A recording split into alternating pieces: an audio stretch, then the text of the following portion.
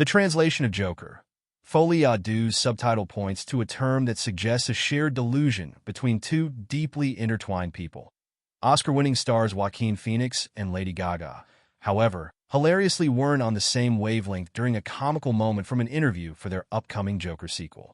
Phoenix and Gaga joined UK talk show Good Morning Britain Thursday for an interview about starring in the film as DC Comics staples Joker and Harley Quinn, respectively, and things got off to a comical start over an innocent mix-up on Phoenix's part.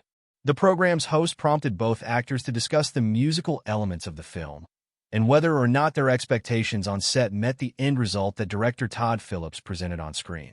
It's so hard to talk about because, look, I feel like we achieved what we set out to do. Very early on, one of the things we talked about with music, well, Stefani talked about, Phoenix said, using Gaga's real name as he reached for a glass of water, she picked up while he spoke. Thank you so much.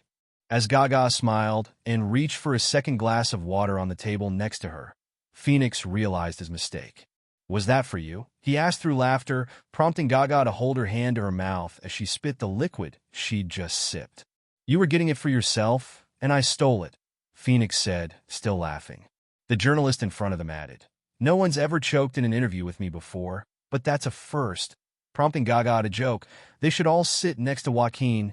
Phoenix went on to connect the act of spitting liquid to the nerves he felt during the production, after Gaga suggested that the pair sing the film's musical numbers live on set, albeit in rough-around-the-edges fashion to further communicate their characters' status as fools in love.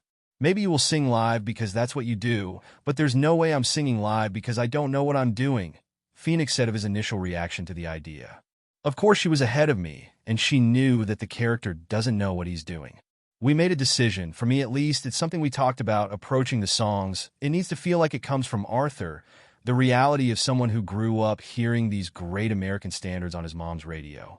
Phillips told Entertainment Weekly a similar story in an interview for the film, indicating that Phoenix was sick every day with nerves before performing with Gaga.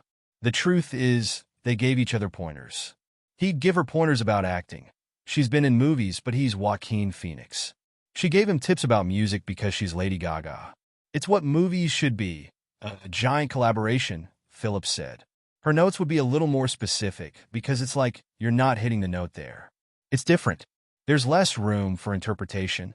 Following the events of the Oscar-winning 2019 blockbuster Joker, the sequel picks up as Arthur Fleck Phoenix stands trial for his crimes in Gotham City, after meeting fellow Arkham State Hospital patient Harleen Lee Quinzel Gaga while imprisoned for his actions. Together, they chart a path of madness throughout the film, which is tinged with fantastical, imagined musical numbers expressing their passion for one another.